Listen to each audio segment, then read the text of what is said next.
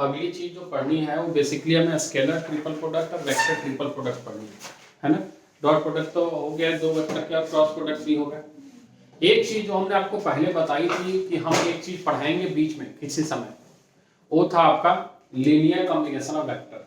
छोटी सी चीज है लेकिन काफी इंपॉर्टेंट है, क्योंकि ये थोड़ा टेढ़ा है तो समझ में नहीं आता, इसलिए थोड़ा सा हम पहले प्रोडक्ट के बारे में बात कर लेते हैं, फिर इस पे हम आते हैं। वैसे तो पढ़ कभी भी सकते हैं इसको, ऐसा कुछ है नहीं, बहुत छोटी सी बात है लेकिन बहुत गहरी बात है। और इसका इस्तेमाल आजकल के जो भी जेईई मेंस के क्वेश्चन में ना, इस कंसेप्ट का इस्तेमाल हम बहुत अच्छे से कर रहे हैं।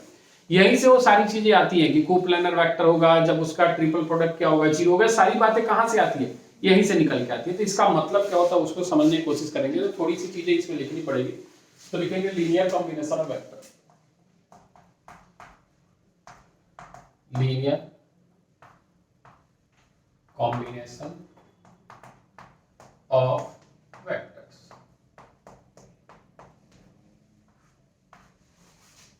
लीनियर कॉम्बिनेशन ऑफ वेक्टर्स लिखेंगे इसमें ए vector R vector is said to be, a vector R vector is said to be a linear combination of, said to be a linear combination of A vector, comma B vector, comma C vector and so on। आप A B C ना लिख के इसको A1 A2 A3 लिख दो, generalise हो जाएगा, ऐसे थोड़ा बेहतर होगा। Combination of A1 vector comma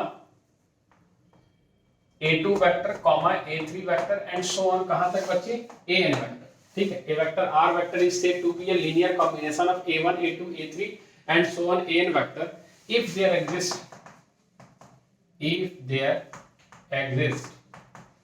scalars, scalars मतलब कोई कांस्टेंट की बात हो रही है, m1, m2, m3, so on mn, आप जो मर्जी लिख लें इसको।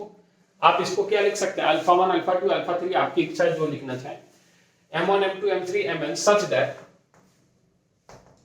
that r vector is equal to m1 a1 vector plus m2 a2 vector और प्लस का m3 a3 vector plus so on mn an vector. ये हमारा क्या कहलाएगा, लीनियर कॉम्बिनेशन ऑफ वेक्टर कहलाएगा। अब जैसे क्या है, कहने की बात समझे थोड़ा सा, क्या कहना क्या चाह रहा है यहाँ पे, कि कहीं मान लीजिए दो वेक्टर है, क्या है, और उसको किसी कांस्टेंट से हम मल्टीप्लाई करके अगर हम ऐड कर देते हैं तो हमें कोई तीसरा वेक्टर मिल जा रहा है। तो हम बोल सकते हैं ना कि बेसिकली जो वेक्टर रिजल्टेंट वेक्टर है वो लीनियर कॉम्बिनेशन है किसका, जो दो given vector, like addition of vector, A vector plus B vector is equal to, हम आर वेक्टर लिख देते हैं ना, A vector plus B vector is equal to, तो आर वेक्टर बेसिकली यहां किससे मिलके बना है, ए वेक्टर और बी वेक्टर, जहां पे स्केलर कितना है 1, और जैसे सेक्शन फॉर्मूला में भी हमने पढ़ रखा था कि आर वेक्टर जो रिजल्टेंट वेक्टर आ रहा था जिसको हम सी वेक्टर बोल रहे थे, वो क्या था m upon m plus n A vector and n upon m plus n B vector लिखवाया था। वहां पे बोला था कि ये जो बेसिकली वेक्टर है वो किसमें एक्सप्रेस है, लीनियरली एक्सप्रेस है आर वेक्टर रिजल्टेंट। यानी कोई भी 10 वेक्टर मिलकर अगर कोई एक अलग वेक्टर दे रहा है, चाहे वो एडिशन हो रहा हो, चाहे वो क्या हो रहा है सब्ट्रैक्शन, क्योंकि m1 m2 स्केलर है तो पॉजिटिव भी हो सकता है, और तो उसको हम क्या बोलते हैं कि ये वेक्टर जो है इसमें लीनियरली क्या हो पा रहा है, एक्सप्रेस हो पा रहा है। अब दो केसेस यहां से बनते हैं, एक कि क्या वो लीनियरली इंडिपेंडेंट है या फिर लीनियरली डिपेंडेंट है। तो ये बात जब हम आपको वहां पढ़ा रहे थे तो वहां भी लिखवाई थी डायरेक्शन कोसाइंस डायरेक्शन रेशियो में, कि कोलिनियर वेक्टर और non collinear, collinear vector linearly dependent होता है और non collinear vector linearly independent होता है। अब इसका मतलब क्या है, तो कहने की बातें हो गई कि सर ये नॉन कोलिनियर इंडिपेंडेंट है या डिपेंडेंट है नहीं पता, ये तो कहने की बात हो गई। इसका मतलब क्या होता है उसको हम समझेंगे, क्लियर है। तो अगली चीज लिखेंगे linearly independent vectors, linearly independent vectors.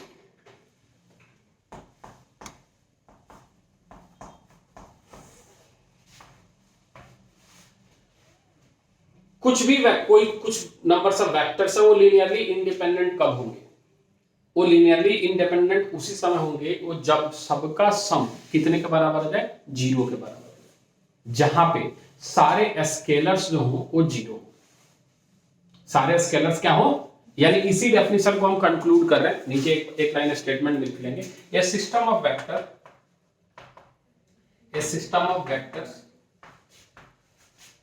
a1 vector comma a2 vector comma so on an vector is said to be linearly independent, is said to be linearly independent, is said to be linearly independent if condition ये है आपके पास m1 a1 vector plus m2 a2 vector plus m3 a3 vector plus so on mn an vector कितना हो जाए बच्चे, zero vector, कितने के बराबर हो जाएगा। अब यहां पे ये जीरो वेक्टर हो जाए, इसका मतलब इंप्लाइज m1 प्लस m2 या m1 प्लस m2 ना लिखे, यहां लिखे m1 is equal to m2 is equal to m3 is equal to so on mn क्या हो जाए, जीरो हो जाए। जहां पे ऑब्वियस सी बात है कि अगर ये जीरो होता है तो जरूरी नहीं है कि ए वेक्टर बी वेक्टर या a1 a2 जो भी आपने लिया है वो जीरो, क्योंकि इसका स्केलर क्वांटिटी क्या हो रहा है, जीरो हो रहा है। तो इसीलिए ये बात बोला गया कि लीनियरली इंडिपेंडेंट का मतलब क्या है कि जब सारे का सम जीरो हो जाए, क्या हो जाए, सारे का सम, तो उस समय क्या होना चाहिए, m1 m2 m3 भी क्या होना चाहिए, जीरो। अगर ऐसा होता है तब वो हमारा क्या कहलाता है, लीनियरली इंडिपेंडेंट। तो सर लीनियरली डिपेंडेंट का कंडीशन क्या होता है, कंडीशन ये होता है कि इसमें से m1 m2 m3 में से कोई एक, कम से कम एक क्या हो जाए, नॉन जीरो हो जाए, कम से कम एक क्या हो जाए। तो उस केस में क्या होगा, a1 a2 a3 को कुछ ना कुछ अपने आप को बदलना पड़ेगा ताकि वो ऐड सब्ट्रैक्ट होकर क्या हो जाए, जीरो हो जाए। क्या ये बात समझ में आ रही है। यानी लीनियरली इंडिपेंडेंट का मतलब है कि कोई भी, जैसे अगर इसके प्रूफ की बात कर ले तो आपको नहीं मर्जी, अब इसमें हम जो पॉइंट्स लिखवा रहे हैं वहां आपको प्रूफ करके बताएंगे। जैसा अभी हमने आपको बताया कि अगर कोई हम नॉन कोलिनियर वेक्टर्स का पेयर ले लें तो हमेशा क्या होता है, लीनियरली इंडिपेंडेंट होता है ना। यानी पहली बात इसमें ये हम लिख सकते हैं कि ये pair of non collinear, a pair of non-collinear vectors is always linearly independent। एक तरीके से ये थ्योरम भी है और इसको हम प्रूफ कर देते हैं कि ये pair of non collinear vectors जो होता है वो हमेशा क्या होता है बच्चे, लीनियरली इंडिपेंडेंट होता है। कैसे, अब मान ले कि दो वेक्टर आपने मान लिया a1 और a2, क्या मान लिया, एक ही प्रूफ कर रहे हैं, सब नहीं प्रूफ करेंगे, बस समझाने के लिए बता रहे हैं। Let a1 and a2 be two given vectors, two given vectors. अच्छा ये मान लीजिए कह रहा है कि एक ऐसा होना चाहिए नॉन कोलिनियर होना चाहिए, क्या होना चाहिए, चल हम कंट्राडिक्ट कर लेते हैं, मान लेते हैं कि ये कोलिनियर, मान लेते हैं क्या है, कोई दिक्कत है। अगर ये कोलिनियर है, सपोज मान ले, suppose a1 vector and a2 vector are collinear. अगर ये कोलिनियर है तो कोई मुझे बताएगा कि a1 वेक्टर को क्या हम ऐसे लिख सकते हैं, a1 vector is equal to, थोड़ा सा और एक्स्ट्रा। अच्छा एक बात बता, ये बात सभी को समझ में आ रहा है कि m1 vector plus a1 vector plus m2 vector और प्लस m2 और a2 वेक्टर इक्वल टू कितना होना है, ये बात समझ में आ रही है कि ऐसा होना है, ऐसा होना है। अगर हम बोल रहे हैं कि लीनियरली इंडिपेंडेंट है तो इस केस में m1 प्लस m2 को क्या होना है, m1 और m2 दोनों को क्या होना है, जीरो, दोनों को क्या होना है। फॉर एग्जांपल अब हमने बोला कि a अगर कोलिनियर है, क्या है, तो a वेक्टर जो है वो b वेक्टर में एक्सप्रेस हो पाएगा, नहीं हो पाएगा। यानी यहां से अब थोड़ा सा समझ कि क्या a1 vector, m1 a1 vector जो है वो माइनस का m2 a2 वेक्टर दिख रहा है उस साइड जाके, तो अगर उस साइड जाके दिख रहा है तो यहां से तूने a1 वेक्टर जो है वो minus m2 upon a1 multiplied by a2 vector दिख रहा है क्या, दिख रहा है क्या। अच्छा ये किसका कंडीशन, अगर थोड़ा ध्यान से देख तो इसको बोलेगा ना कि a1 vector is equal to lambda a2 vector. ये कब होता था, दो वेक्टर जब कोलिनियर होता था तब होता था, यस और नो। अरे दो वेक्टर कोलिनियर होता था तो ये कंडीशन होता था। यहां m की लैम्डा की वैल्यू हमने क्या ले लिया, m2 और m1। और ये अगर हम मान रहे हैं कि अगर ये कोलिनियर नहीं है तो ये बात तो हम पहले ही तय कर रहे हैं कि m1 और m2 नॉट इक्वल टू 0 होना चाहिए। अगर हम इसको बोल रहे हैं कि ये कोलिनियर नहीं है, यहां हमें क्या प्रूफ करना है, नॉन कोलिनियर। तो हमने इसको अगर कोलिनियर माना है तो m1 m2 को 0, लेकिन यहां से हम देख पा रहे हैं कि उसी समय एक कंट्राडिक्ट नहीं कर रहा जो हमने माना है उससे। थोड़ा सोच ले, आराम से सोच ले कि बात हो क्या रही है। m1 m2 अगर हम 0 के बराबर नहीं माने, m1 m2 अगर हम 0 के बराबर नहीं माने तो a1 equal to m2 minus a1 a2 vector आ रहा है, यानी a1 और a2 वेक्टर यहां से क्या आ रहा है, हेंस यहां से हमें आ रहा है a1 vector and a2 vector are collinear vector, or ये आ रहा है। लेकिन हमें जो हमने प्रूफ करना है उसको क्या कर रहा है, कंट्राडिक्ट कर रहा है। इट्स कंट्राडिक्ट, ऐसे इट्स कंट्राडिक्ट आवर सपोजिशन, इसीलिए हम मानेंगे कि उसी समय नॉन जीरो हो पाएगा जब ये नॉन कोलिनियर होगा। यानी उस केस में m1 और m2 को क्या होना पड़ेगा, 0 होना पड़ेगा। उस केस में m1 m2 को क्या होना पड़ेगा, तो नीचे यही बात लिख देंगे, hence m1 equal to m2 equal to कितना होगा, 0। जो हमने नॉट इक्वल टू 0 माना है ये संभव नहीं है। क्या ये बात समझ में आ रही है, ये बात समझ में आ रही है, कोई दिक्कत?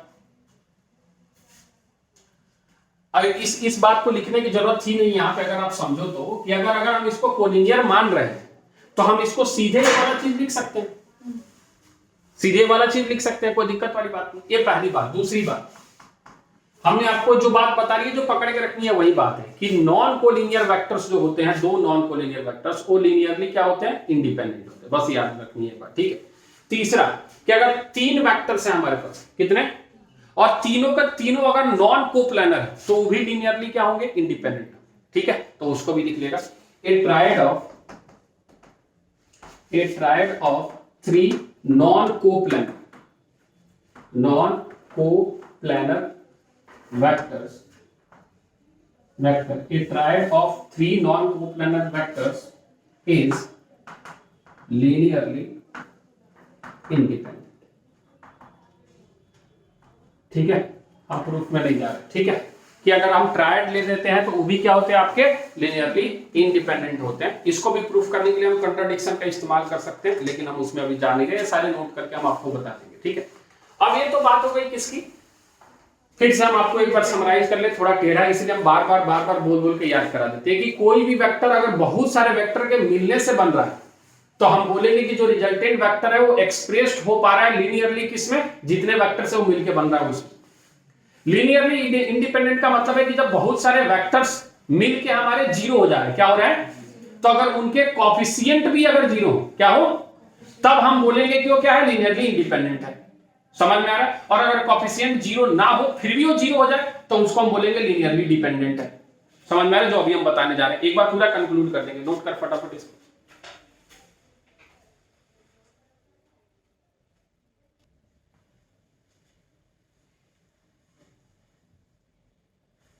हो गया?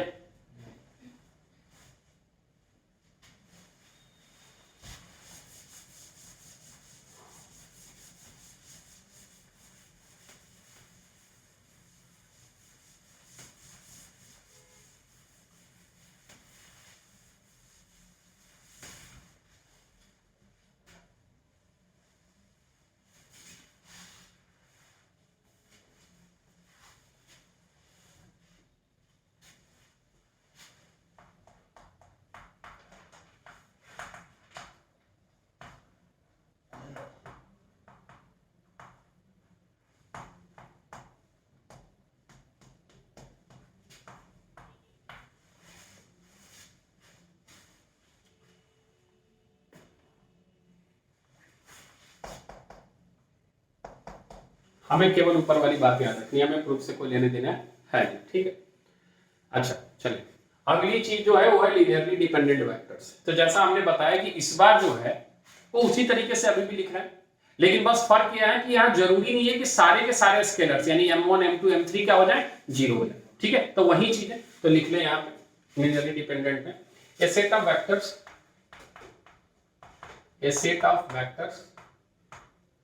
a1 vector comma a2 vector and so on an vector are said to be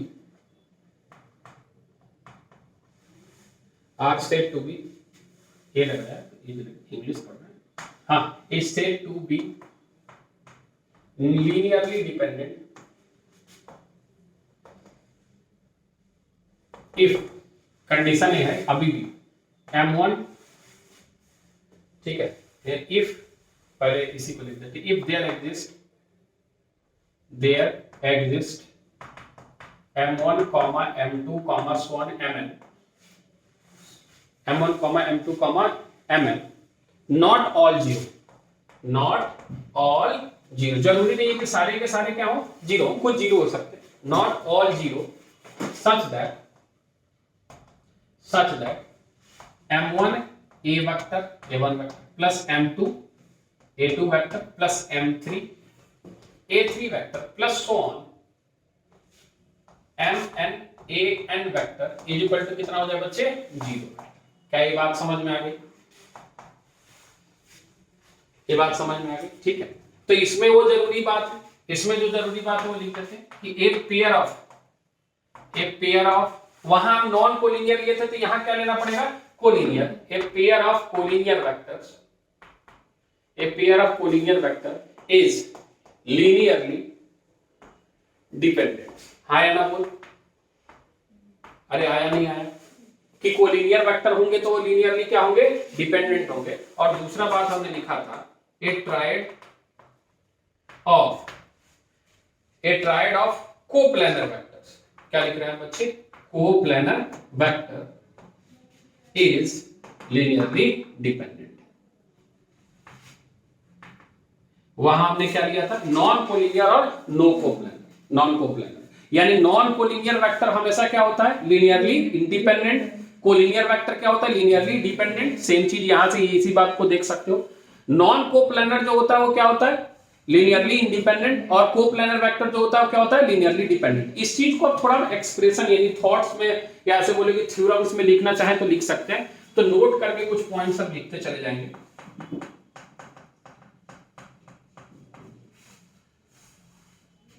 पहला, इस बात को कंक्लूड कर दिया, चारों पॉइंट्स क्लियर है, कोलिनियर और नॉन कोलिनियर वाला क्लियर है। आगे चले सीधे।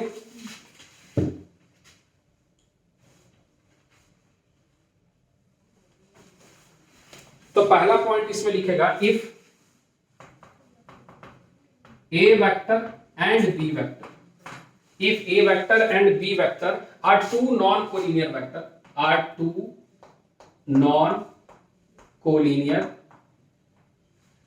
Vectors, then every vector R vector coplanar with A vector and B vector, can be expressed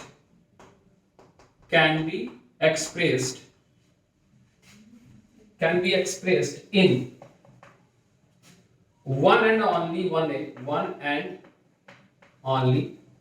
one way as a linear combination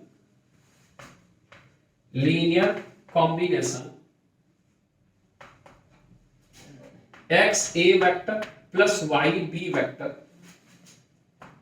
x and y being scalars, कि अगर हमारे पास दो वेक्टर है, ए वेक्टर और बी वेक्टर, तो R vector जो कि उसी प्लेन में लाई कर रहा है, क्या कर रहा है, उसको एक्सप्रेस करने का एकमात्र तरीका है कि हम उसको X A vector plus Y B vector लिख दें, जहां पे एक्स और वाई क्या है, आपका कोई स्केलर। ऑब्वियस सी बात है, ये एडिशन ऑफ सब्ट्रैक्शन की तरह देख ले कि एक वेक्टर ए है और ये वेक्टर हमारा बी है। इसी मतलब ये दो वेक्टर से जो प्लेन बन रहा है, इसमें कोई भी आर वेक्टर, चाहे आप आर वेक्टर यहां पे इसका डायगोनल बना के ले लो या इधर भी तरफ आप ले लो, आप इसको हमेशा ए वेक्टर प्लस बी वेक्टर लिखने वाले हो, ए वेक्टर माइनस बी वेक्टर लिखने वाले हो। और किसी तरीके से एक्सप्रेस हो पाएगा क्या, नहीं। यानी दो वेक्टर से मिलकर कोई अगर तीसरा वेक्टर बन रहा है जो उसी प्लेन में लाई कर रहा है, तो बस उसी दो वेक्टर में ही एक्सप्रेस हो सकता है by different values of X and Y या different values of X scalar. Same चीज है तीन वेक्टर के लिए भी लागू होगा। यस और नो? तीन वेक्टर के लिए भी लिख लेंगे कि अगर हमारे पास तीन वेक्टर है ए बी सी,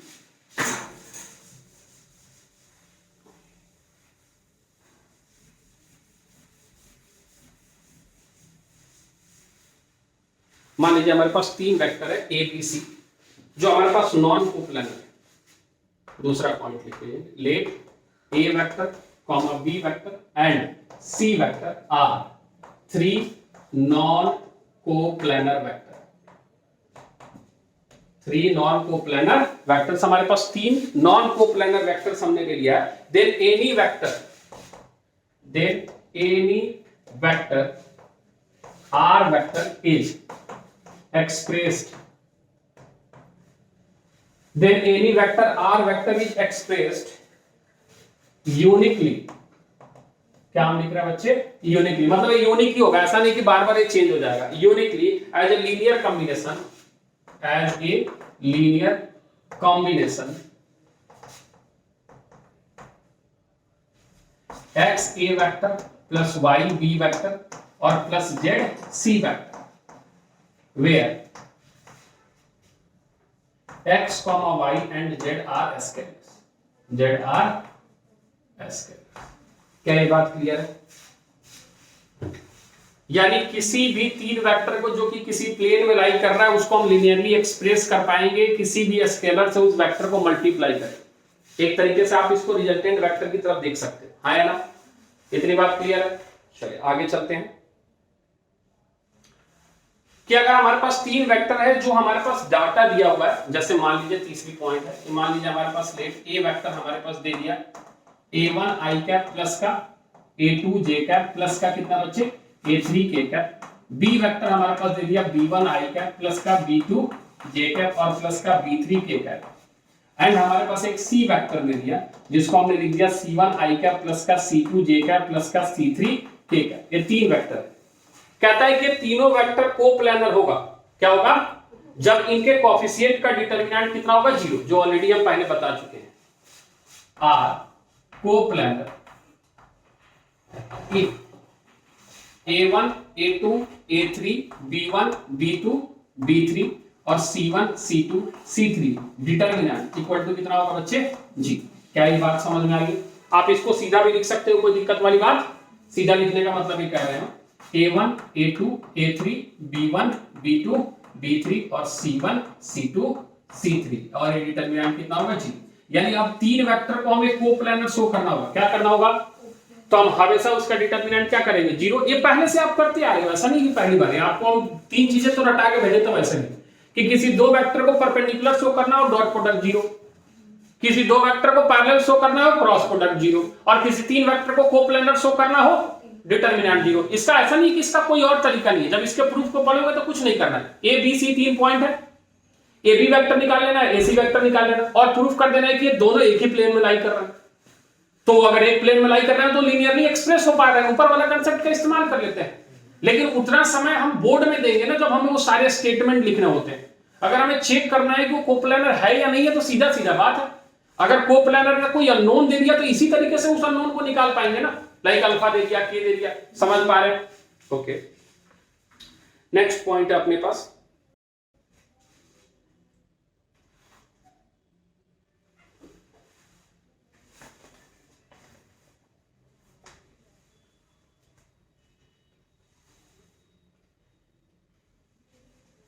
चौथा, 3 points with position vector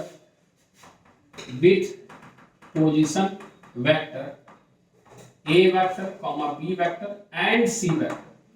3 points with position vector a vector b vector and c vector are collinear if and only if तीन वेक्टर अगर हमारे पास दिए हैं जिनका पोजीशन वेक्टर क्या है ए बी सी, वो उसी समय कोलिनियर हो पाएंगे if and only if collinear if there exist X Y Z, if there लिख दिया, if there exist scalars x, y and z not all zero, क्या लिख रहे हैं बच्चे हम, not all zero, such that x a vector plus y b vector और plus z c vector कितना हो जाए बच्चे, जीरो। अरे उसी कंक्लूड को किया, देख इधर पढ़ना, देखना इधर देखना, लीनियरली डिपेंडेंट का केस है, लीनियरली डिपेंडेंट का केस है। लीनियरली डिपेंडेंट में हमने क्या लिखा, नॉट ऑल जीरो। यहां 3 वेक्टर है तो उसमें से कोई एक भी नॉन जीरो होता है चलेगा, हाँ है ना, ठीक है। यहां स्केलर एक्स वाई जेड लिख दिया। और दूसरा कंडीशन, पहली बात तो ये पहला पॉइंट ये हो गया इसमें, और दूसरा ये हो जाए कि x plus Y plus Z कितना हो जाए, जीरो हो जाए, तब भी ये क्या हो जाएंगे आपके, कोलिनियर हो जाएंगे। क्या ये बात समझ में आया? दो कंडीशन हमारे सब, या तो इस वाले से को हम सेटिस्फाई करा दे, या x plus Y plus Z को हम कितना शो कर दे, जीरो। क्योंकि समझ, ये तीनों जीरो होगा तब भी इसका सम क्या होगा, जीरो। लेकिन खुद ही इसमें कह रहे हैं कि नॉट ऑल जीरो, तो किसी एक को तो नॉन जीरो करेंगे तो दो पॉजिटिव या नेगेटिव रहे होंगे जो ऐड होके क्या हो गए होंगे, जीरो हो गए होंगे, हाँ है ना, समझ पा रहे हैं? ओके, प्रूफ में हम नहीं जा रहे। अब एक पॉइंट और लिखना है हमें, इधर लिख दे, इधर मिटा दे ऊपर।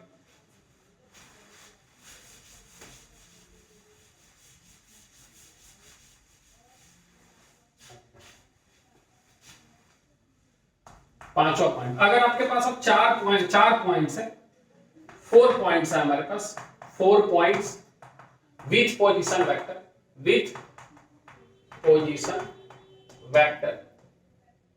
ए vector comma B vector comma C vector and D vector.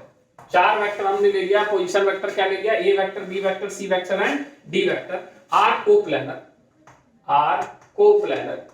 एक कोप्लानर होंगे उसी समय if there exist x, y, z and w ले लेते हैं, कोई भी आप ले सकते हैं, एंड w, ठीक है, जिसमें यहां लिख देंगे sum of any two is not zero, किसी दो का सम जीरो के बराबर नहीं होना चाहिए। सम ऑफ एनी टू मतलब इसमें से कोई भी दो ले ले, x प्लस वाई ले ले, या y प्लस जेड ले ले, या z प्लस w ले ले, या x प्लस w ले ले, कोई एक जो है जिस दो पेयर में ले जिसका सम जीरो के बराबर नहीं होना चाहिए, ठीक है। तो कहता है सच दैट, किस तरीके से एक्सप्रेस होगा, कोप्लानर है तो x a vector plus y b vector plus z c vector plus omega b vector, और इसको कितना आना चाहिए, तभी तो हम बोलेंगे कि लीनियरली हमारा क्या है, डिपेंडेंट, यस और नो। और दूसरा इसमें क्या लिख देंगे, with x plus Y plus Z plus w equal to कितना हो जाए, जीरो। या तो वो लीनियरली एक्सप्रेस हो जाए, या ये जैसे यहां हमने जीरो शो किया, यही कितना आ जाए, जीरो आ जाए, तभी हम इसको क्या बोलेंगे, ये कोप्लानर। क्या ये बात समझ में आ रही? इतनी बातें हमें पढ़नी है लीनियरली डिपेंडेंट और लीनियरली इंडिपेंडेंट। बड़ी कंफ्यूजन होती थी जब हम अपने समय में थे, हमें बड़ा कंफ्यूजन होता था कि किस तरीके से याद रखा जाए।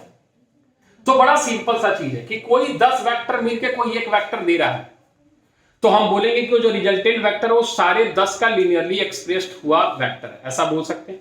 अब प्रॉब्लम यह है कि कोलिनियर कब और नॉन कोलिनियर कब। तो जब भी इंडिपेंडेंट होगा क्या होगा, तो नॉन कोलिनियर होगा, और जब भी डिपेंडेंट होगा वो क्या होगा।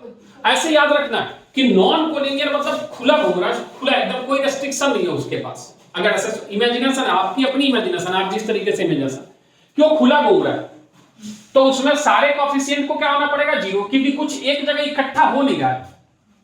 एक जगह नॉन कोलिनियर में एक जगह इकट्ठा, और फिर भी वो कितने के बराबर है, तो ये उसी समय हो सकता है जब सब अपने आप को जीरो बोलने लगे।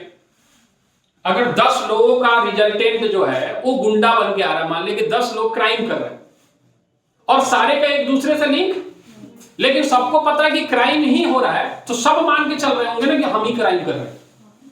लेकिन अगर बोला जाए कि अगर लीनियरली डिपेंडेंट है, यानी एक दूसरे से इनकी जान पहचान है, फिर भी वो जीरो है, तो हो सकता है कि एक क्राइम नहीं किया हो, फिर भी दूसरा उसके साथ घूम रहा हो, उसके चक्कर में वो फंस गया हो। यानी वो जरूरी नहीं कि वहां सारे लोग क्राइम कर रहे हो, कोई एक दो भी करेगा तब भी उसको क्या माना जाएगा। इसीलिए गेहूं के साथ घूम भी पिसता है, लीनियरली डिपेंडेंट है। समझ रहे हो? छोटी छोटी कहने की बात है, आप जैसे याद रखो, हम सीधा याद रखते हैं नॉन कोलिनियर मतलब कोएफिशिएंट जीरो है, कोलिनियर मतलब कोएफिशिएंट जरूरी नहीं है कि जीरो है, बाकी तो सब लीनियरली एक्सप्रेस ही हो पा रहे हैं। नॉन कोप्लेनर मतलब कॉफिशिएंट 0 है, और कोप्लेनर मतलब जरूरी नहीं है कि कॉफिशिएंट।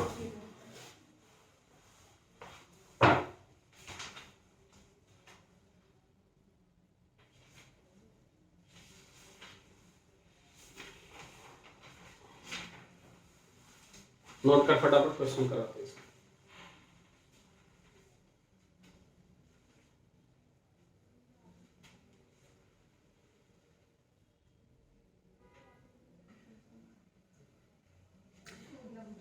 कल रात के, जैसे आप लोग जानते हैं कि हम काफी अर्ली सो जाते हैं, लगभग 10 o'clock के आसपास हम फिर सो ही रहे थे, ऑलमोस्ट मतलब नींद में ही थे। 11 बजे के आसपास मेरा फोन बजा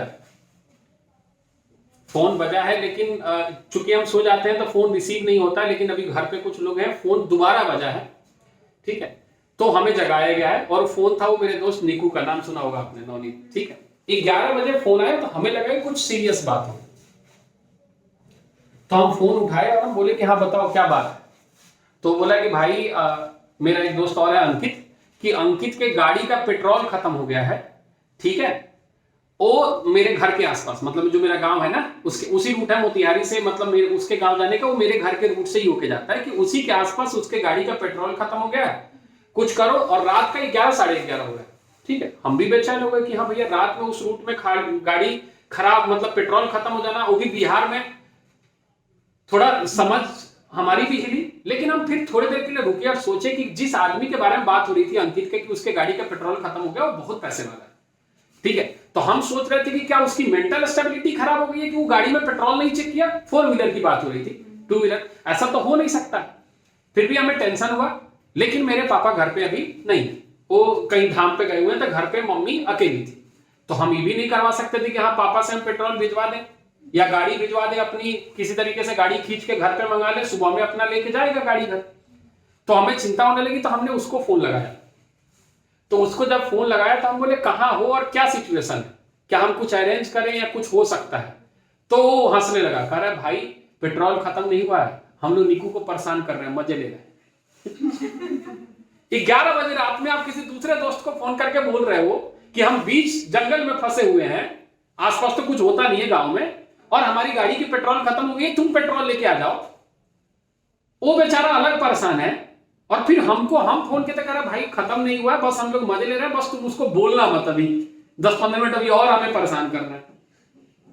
हम बोले भाई जो करना है करो, मरो सालों उधर ही, ठीक है, लेकिन उसको बोल दे कि हाँ हमारा प्रॉब्लम का सोल्यूशन हो गया। वो हमको फोन ना करे बार बार, क्योंकि तुम क्यों बोला कि फिर मेरे घर के आसपास खराब हुआ है। अविनाश के घर के आसपास बोल देता, मेरा एक दोस्त है वो भी उसी रूट में पड़ता है। हमें 11 साढ़े 11 में फोन करके वो बोल रहा है भाई पेट्रोल खत्म हो गया, बहुत टेंशन है, कैसे होगा। हाँ तो नहीं भाई खत्म नहीं हुआ, बस हम लोग मजे ले रहे हैं, तुम आराम से सो जाओ। हम बोले अगली बार किसी का फोन आए उठाना मत गलती से, ठीक है। ये कल रात का इंसिडेंट है, बताओ इनका ये मजे लेने का तरीका है इनका।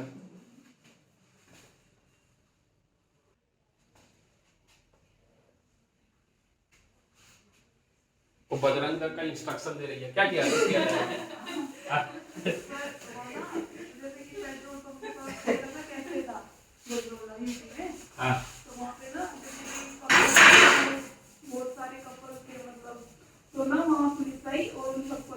सबको ले गई।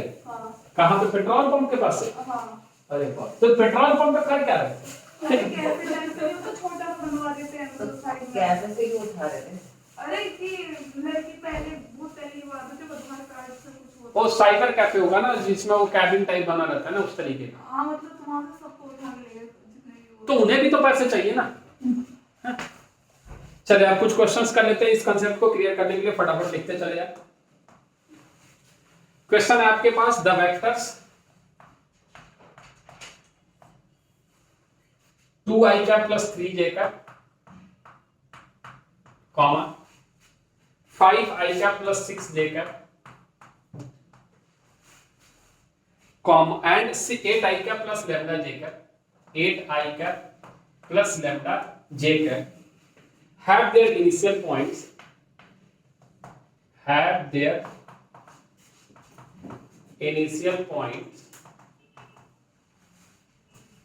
at 1,1 full stop.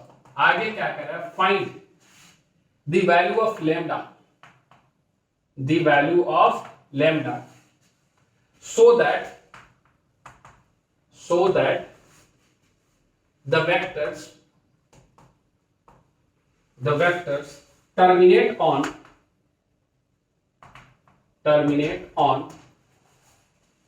one straight line, one straight STRAI one straight line। पहले इस क्वेश्चन को समझने की कोशिश कर रहे हैं कि हमारे पास तीन वेक्टर्स दिए हैं जिनका इनिशियल पॉइंट 1,1 दिया है, ठीक है। आगे कह रहा है कि ये तीनों वेक्टर्स जो हैं वो टर्मिनेट हो रहा है, ठीक है। Find the value of lambda so that the vectors terminate on one straight line. Terminate on क्या और कुछ दिया है? हाँ, terminate on one straight line, यानी ये सारे के सारे तीनों पॉइंट्स जो हैं वो कोलिनियर है। अगर एक ही लाइन पे टर्मिनेट हो रहे हैं यानी इनका जो टर्मिनल पॉइंट है वो सारे किस पे लाई कर रहे हैं? एक ही लाइन पे लाई कर रहे हैं। क्या ये बात समझ पा रहे हैं आप क्या कहना चाह रहे हैं? यानी अगर हम फिगर से दिखाने की कोशिश करें तो एक ऐसा लाइन है, यहां से ये पहला वेक्टर जो है यहां टर्मिनेट हो रहा होगा, मान लीजिए दूसरा वेक्टर जो है वो यहां टर्मिनेट हो रहा होगा ऐसे, ठीक है। Find the value of lambda so that the vectors terminate on one straight line, यानी जरूरी नहीं है कि इसी पॉइंट पर लाइन टर्मिनेट हो रहा होगा, यहां टर्मिनेट हो रहा होगा, और तीसरा वेक्टर भी यहां कहीं टर्मिनेट हो रहा होगा। हाँ या ना? हम एक इमेजिनेशन तैयार कर रहे हैं कि तीनों की जो टर्मिनल पॉइंट है वो एक ही लाइन पर लाई कर रही है और वो रिक्वायर्ड लाइन है। तो सबसे पहले हमें हर वेक्टर का टर्मिनल पॉइंट निकालना पड़ेगा। अब एक बात समझा हमें कि अगर इस वेक्टर का इनिशियल पॉइंट 1,1 है और ये जो वेक्टर है वो 2i cap plus 3j cap है, तो आपको क्या ये अंदाजा लग गया कि ये 3 रहा होगा और ये 4 रहा होगा? वेक्टर से पढ़ के आ रहा है x2 minus x1 y2 minus y1 position vector of this minus position vector of this, यही ऐसे ही बनता है। क्या ये बात समझ में आ गई? यानी इस वाले वेक्टर का जो टर्मिनल पॉइंट है 2i cap plus 3j cap का वो कितना है? 3,4। यस और नो? उसी तरीके से इस वाले का टर्मिनल इनिशियल पॉइंट तो सभी का 1,1 ही है। हाँ या ना? ये जो वेक्टर है b वेक्टर वो है 5i कैप और प्लस का, तो क्या आपको पता है कि यहां 6 होना चाहिए और ये 7 होना चाहिए? यस और नो? उसी तरीके से ये 1,1 जो है ये जो है वो है 8i कैप प्लस का लैम्डा j कैप, यानी ऑब्वियस सी बात है कि ये 9 रहा होगा और ये हमारा लैम्डा प्लस 1 रहा होगा। सोच ले, तभी तो लैम्डा प्लस 1 माइनस 1 होकर लैम्डा j कैप बना होगा। और ये सारे एक ही पॉइंट पे लाई कर रहे हैं, सारे पॉइंट जो है एक ही लाइन पे, तो ये कोलिनियर है। ये क्या है? तो कोई भी लाइन निकाल सकते हैं। यहां से हम दो पॉइंट से पढ़ चुके हैं स्ट्रेट लाइन में हम, मतलब हम इस लाइन का इक्वेशन अगर निकालें, इक्वेशन ऑफ लाइन L, तो हम यही लिखेंगे y minus 4 divide by x minus 3 is equal to 7 minus 4 divide by 6 minus 3। Yes और no? y minus y1 divide by x minus x1, y2 minus y1 divide by y2 minus straight line. Yes और no? अब जैसे इसको solve कर पा रहे हैं, ये आ रहा है y minus 4 is equal to x minus 3। उम्मीद करते हैं सभी लोग समझ पाए, क्योंकि ये भी 3 है और ये भी 3 है, कट के 1 हो गया।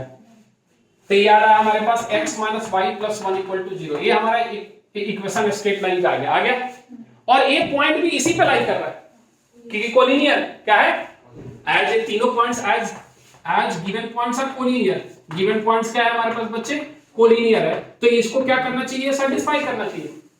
तो यहां हम बोल देंगे 9 लैम्डा प्लस 1 जो है also lies on L। Yes और नो? तो यहां रख, x के जगह क्या रखेगा? 9 माइनस क्या रखेगा? Lambda plus 1 plus 1 equal to कितना? 0। 9 minus lambda minus 1 plus 1 equal to 0। ये कट के लैम्डा की वैल्यू कितनी आ गई बच्चे? 9। क्या ये बात समझ में है? कोई कंफ्यूजन है?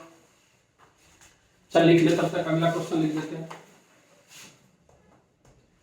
क्या रहा? If a vector b vector and c vector, a vector comma b vector and c vector are 3 non-zero vectors, are 3 non-zero vectors, no two of which are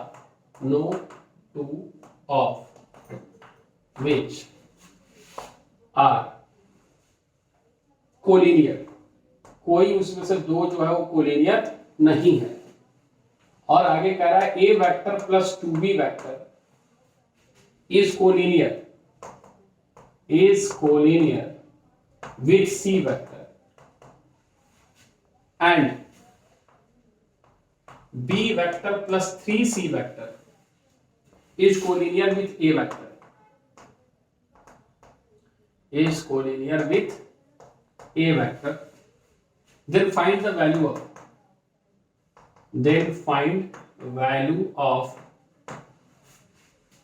a vector plus 2v vector और plus का 3c vector modulus. इसकी हमें क्या करनी है बच्चे, value निकालनी है, a vector plus 2v vector plus 3c vector.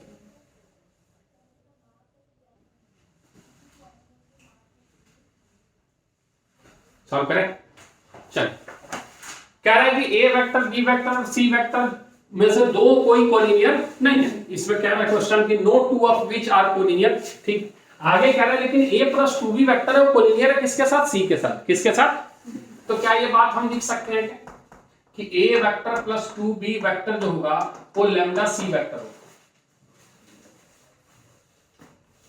अरे हाँ या ना, समझ गए नहीं समझे। ए वेक्टर और बी वेक्टर अगर कोलिनियर है तो क्या लिखते हैं, A vector equal to lambda B vector. तो ये तो अपने आप में एक वेक्टर है ना, A vector plus 2b vector, P vector है। तो पी वेक्टर किसके कोलिनियर है, सी वेक्टर के। तो पी वेक्टर को क्या लिख सकते हो, लैम्डा सी वेक्टर। यस और नो,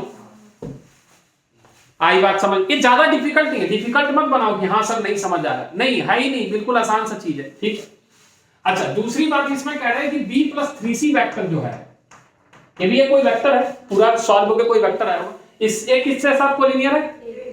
तो क्या लिखोगे यहाँ पे, म्यू ए वेक्टर, लैम्डा यहाँ इन्वॉल्व हो चुका है तो यहाँ कुछ और लिख दे, लैम्डा 1 लैम्डा 2 लिख दे। ठीक है, यानी यहां से तुम देख पाओगे कि अगर एक साइड लेके आए इसको, एक साइड अगर हम यहां से लेके आए या किसी भी तरीके से हम इसको हटा ले, क्या बी वेक्टर को हटाया जा सकता है,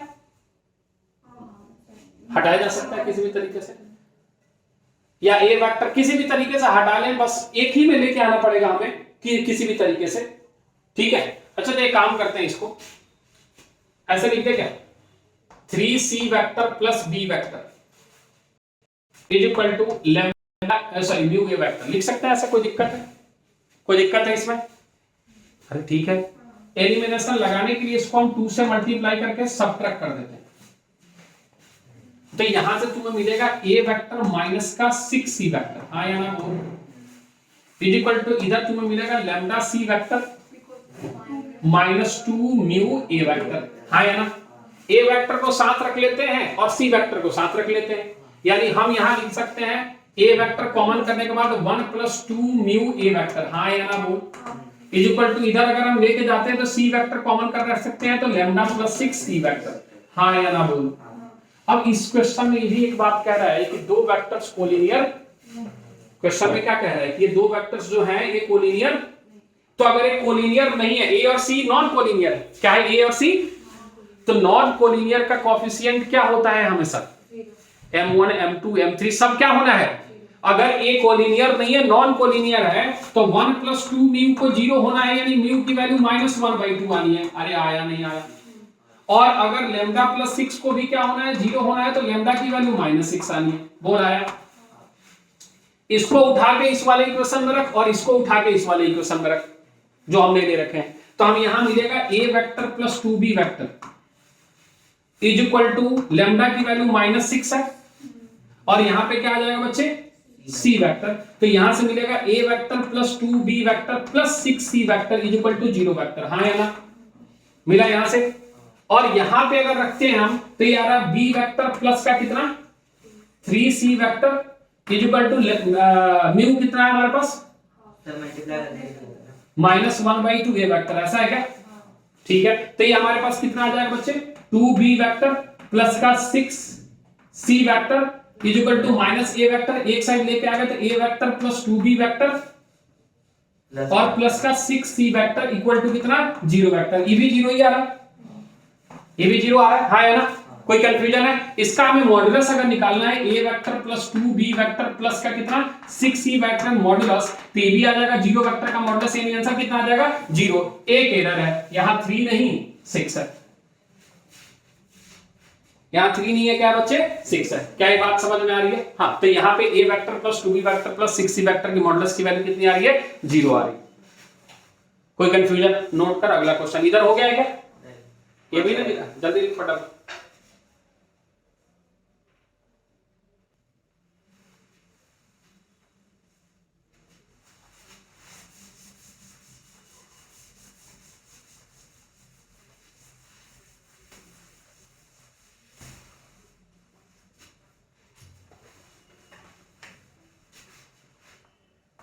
क्वेश्चन है आपके पास,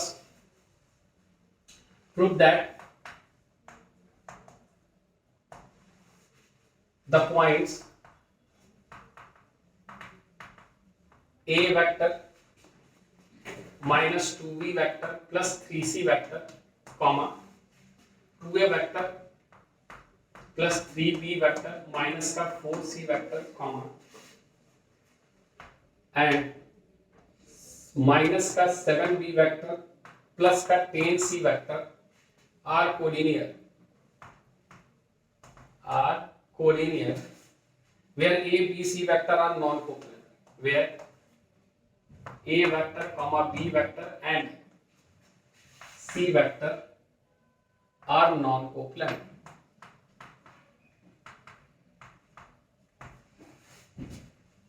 इसी में दूसरा पार्ट है, पहला पार्ट है, दूसरा पार्ट है, prove that the points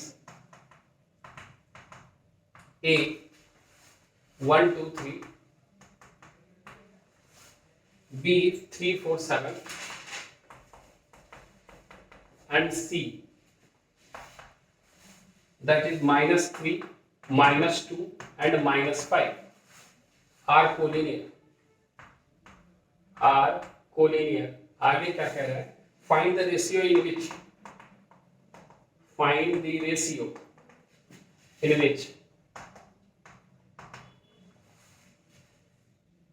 C divides AB. Point C divides AB.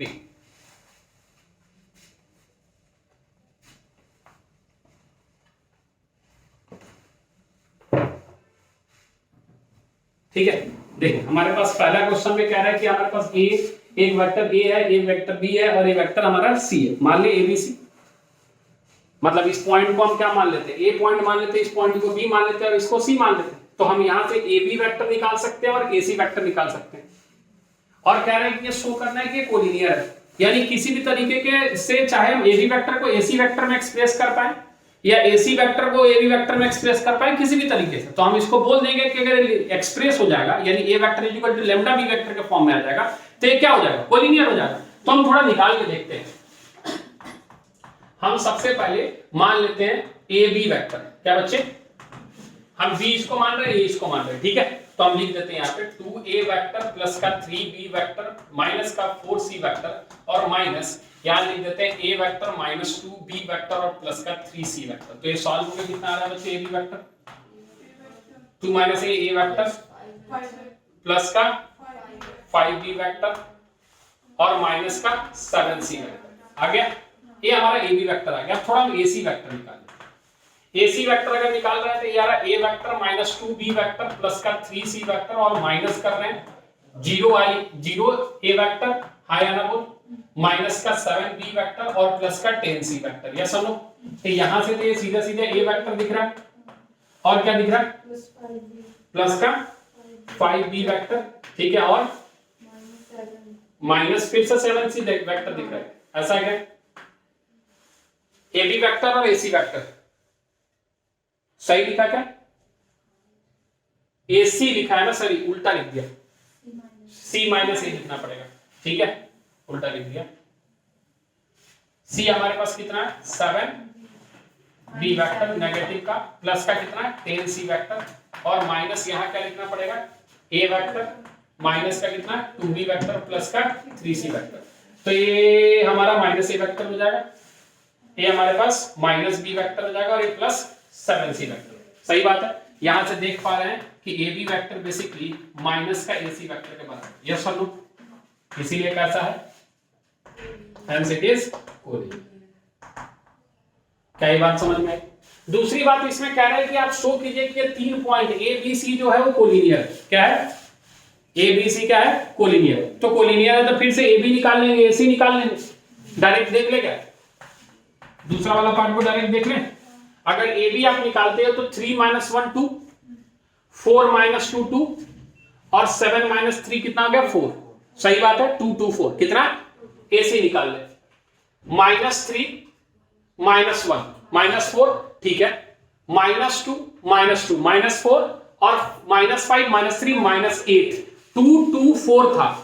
ये -4 8 हो गया, यानी -2 कॉमन बाहर बैठ गया, यानी कोलिनियर तो 100% है।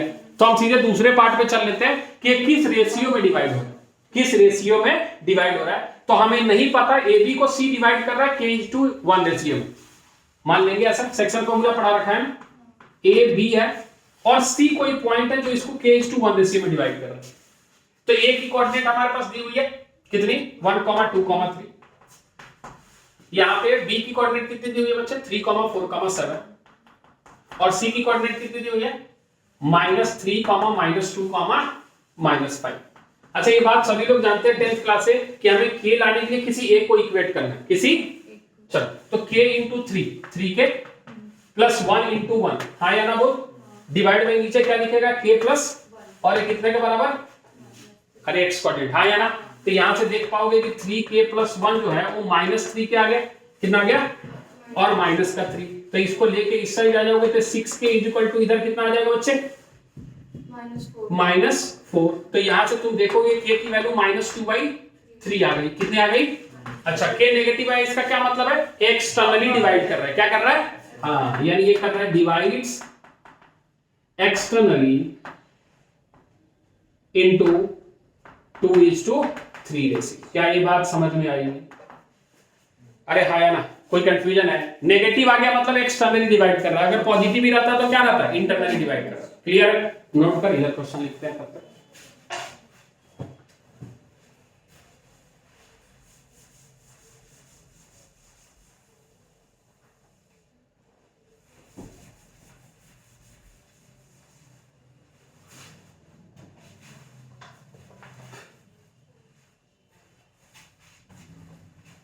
क्वेश्चन है, check whether the given 3 vectors are coplanar or non-coplanar। Let's stop. Vector दिया है -2i का, -2j का, प्लस का 4k का, कॉमा -2i का, प्लस का 4j का, माइनस का 2k का, 4i का, -2j का और -2k का। ये 3 वेक्टर है, कोप्लानर है या नहीं। ठीक,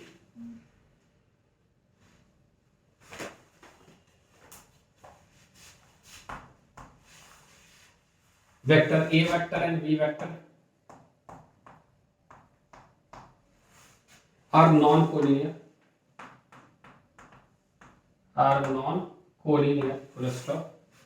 Find for what value of x, find for what value of x vector C vector is equal to x -2 A vector plus B vector and D vector is equal to 2x plus 1 multiplied by A vector minus B vector are collinear।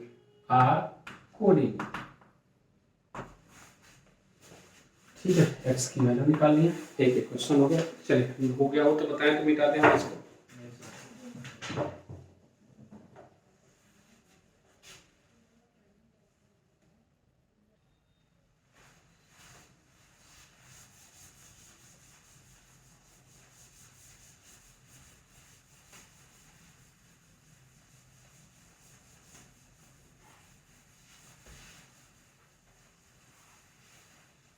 कह रहा है कि check कीजिए coplanar है या non coplanar. ठीक है, तो सीधा सीधा बात है, क्या करना भैया, डिटरमिनेंट बना दें। कितना लिख दें, -2 इधर लिख दिया -2, यहां से लिख दिया 4 और यहां से लिख दिया -2, यहां से लिख दिया 4 और यहां से लिख दिया कितना, -2 और यहां से लिख दिया। क्या डिटरमिनेंट निकालना सभी को आता है? अच्छा, बहुत बढ़िया बात है। -2 मल्टीप्लाइड बाई कितना, -8 और -4। क्या ये बात सही लिखा हमने? ठीक है, माइनस माइनस कितना हो गया, +2 ब्रैकेट के अंदर, इसको ले रहे हैं तो ये हो गया 2 2 कितना +4 और माइनस का कितना हो गया +8, तो ये कितना आ जाएगा 12, सही है। अच्छा +4 मल्टीप्लाइड बाय 4 ले रहे हैं तो ये फिर से पॉजिटिव 4 हो गया और माइनस का 16 हो गया, पॉजिटिव 4 माइनस का 16 -12 कितना, तो देखे ध्यान से, तो ये आ जा रहा है 24 और ये आ रहा है 24 और ये आ रहा है 48 और ये आ गया 0, यानी ये कैसा वेक्टर है, कोप्लानर। बोले आया।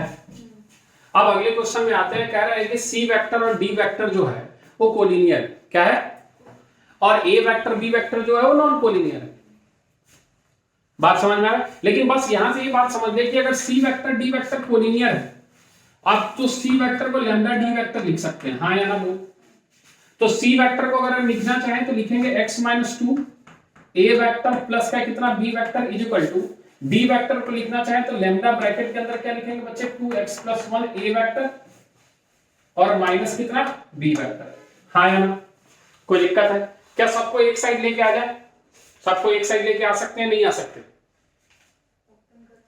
ओपन करके ए वेक्टर को एक साथ, बी वेक्टर को एक साथ, ठीक है। तो थोड़ा देखें क्या हो रहा है। ए वेक्टर को अगर एक साथ रखते हैं तो इधर से आ रहा है x-2 और इधर से इसको लेके आ रहे हैं तो ये माइनस का लैम्डा मल्टीप्लाइड बाय 2x + 1 और इस पूरे का ब्रैकेट ए वेक्टर, हाँ या ना बोलेगा।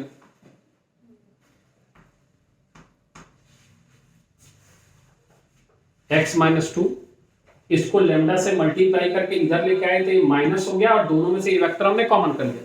इधर से हमारा बी वेक्टर है यानी ब्रैकेट के अंदर +1 है और इधर से हमारा कितना है माइनस, और यहां ब्रैकेट के अंदर कितना है बी वेक्टर इक्वल टू कितना 0 वेक्टर, कौन अच्छा ये माइनस है तो इधर आके प्लस करना, ठीक है।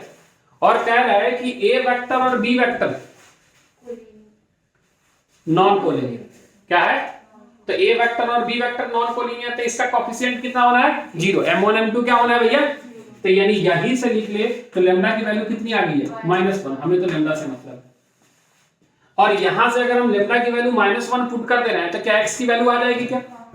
सीधा सीधा बात है। तो लैम्डा की वैल्यू जैसे हमारे पास -i, हम -1i हम x की वैल्यू निकालने की कोशिश किए तो यहां से आ गया x -2 और यहां हमने रखा -1, तो ये हो जाएगा प्लस का 2x और ये हमारा प्लस है माइनस है 2x + 1, तो ये हमारे +1 हो जाएगा इज इक्वल टू कितना हो जाएगा बच्चे 0। तो हमारे पास x की वैल्यू दिख जाएगी 1/3 माइनस, इधर नेगेटिव है तो उस साइड जाकर पॉजिटिव होना चाहिए। अरे नहीं क्या, -2 + 1 -2, ये चीज हो गई, क्लियर है। ये कैसे निकाला समझ में आ रहा है? ये सब लीनियर और नॉन लीनियर का कंसेप्ट चल रहा है। नॉन लीनियर मतलब कोएफिशिएंट कितना होना है और लीनियर है मतलब क्या होना है, एक्सप्रेस होना है, हाँ या ना। अच्छा बचपन में एक चीज पढ़ी थी क्या 9th 10th क्लास में सिस्टम ऑफ लीनियर इक्वेशन में, कि अगर कोलिनियर है, क्या है कोलिनियर कब होता था, जब वो कोइंसिडेंट लाइन होता था, याद आ रहा है क्या? और कोइंसिडेंट का कंडीशन क्या था, a1/a2 = b1/ c1/, तो क्या यहां एक और तरीका हम लगा लेंगे, तो यहां जो हमारे पास इसके कोएफिशिएंट है ए वेक्टर का और जो यहां पे कोएफिशिएंट है ए वेक्टर का, जो यहां कोएफिशिएंट है बी वेक्टर का और यहां जो कोएफिशिएंट है बी वेक्टर का, इसका रेशियो क्या होना चाहिए, सेम। क्या ये बात समझ पा रहे हो? तो क्या यहां ये भी बोल सकते हैं क्या कि x-2 / 2x + 1 जो है वो 1/-1 के बराबर, यस और नो? तो यहां से भी देख तो सीधे सीधे x की वैल्यू कितनी आ रही है, नहीं आ रही है क्या? क्योंकि अगर ये हमारे पास सीधा सीधा बात है, सी वेक्टर और डी वेक्टर अगर कोलिनियर है तो उनका कोएफिशिएंट का रेशियो क्या होना है, सेम होना है। हम यहीं से सी वेक्टर और डी वेक्टर से क्या उठा लिए, ये सी वेक्टर का कोएफिशिएंट और ये डी वेक्टर कोलिनियर है तो इसका रेशियो क्या होना है, सेम होना है, सीधा सीधा बात है। अरे आया नहीं आया तो ये तो वेक्टर कंसेप्ट है ही, ठीक है, क्लियर है। चल नोट कर अगला क्वेश्चन लिखते हैं।